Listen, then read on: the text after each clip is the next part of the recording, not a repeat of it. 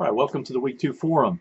This week we are investigating the challenges related to defining terrorism.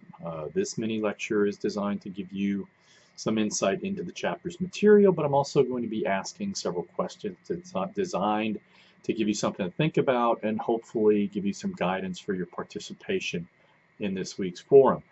So, why is the definition of terrorism such a challenging issue? As I mentioned in the overview, when you have the power to define a concept, you are in a position to set the terms for discussing it.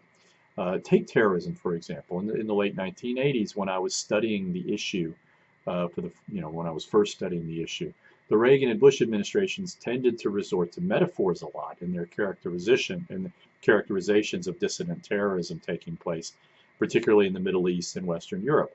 The metaphor that they were particularly fond of was terrorism is a cancer. So what does that metaphor invite you to think about terrorism?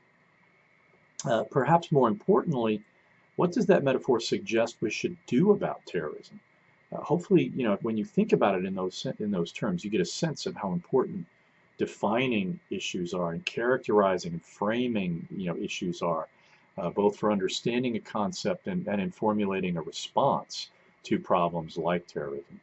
The text's author, Gus Martin, cites Alex P. Schmid, who is a Swiss-born Dutch political scientist who is, I think, currently the principal editor of the journal Perspectives on Terrorism, which is an excellent resource if you want to keep yourself informed on the most current research on political terrorism.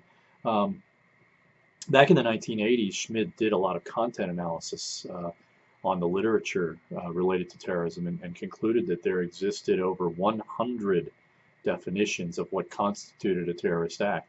Why so many definitions? I think that's important to keep in mind, again, because the more definitions there are, the more confusion you can have surrounding what is and is not terrorism.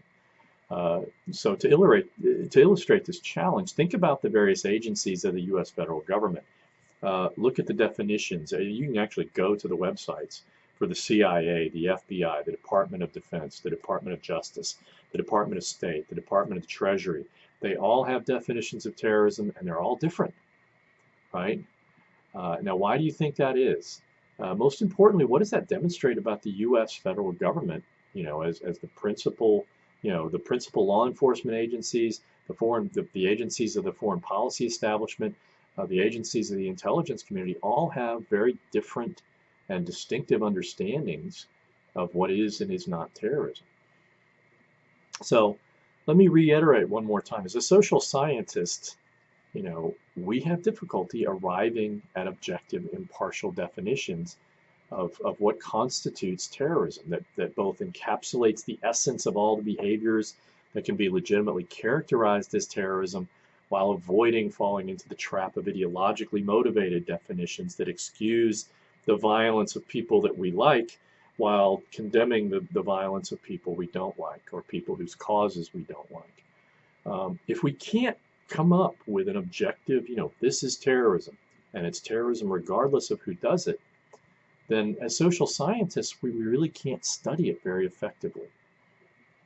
So, what are some of the most popular definitional strategies employed to define terrorism? In many instances, victim identification is the most common pathway.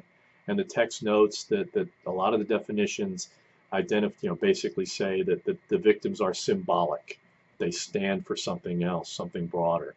Or that it's innocence that's the most important characterization of victims. Or the victims are random in nature, and it's the randomness that makes something terrorist. Each of these, particular categories of victims are problematical for generating a non-loaded and impartial definition of terrorism. Can you think in terms of the discussion that we're going to have why that is?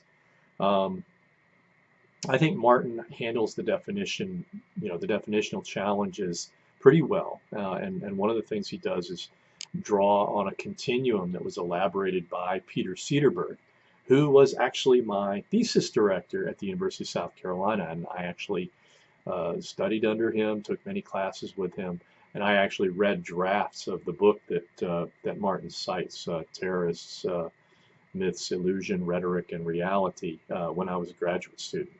Cederberg argues that the key elements of terrorism are the deliberate identification of non-combatant targets, and the use of indiscriminate force, indiscriminate violence. So that means that some kinds of violence are sufficiently discriminating, i.e. assassination, that they're really not terrorism, and that some actions are sufficiently indiscriminate, i.e. nuclear war, that they really aren't usefully described as terrorism, either. What do you think of that definition of terrorism as a kind of objective way of looking at what we're talking about?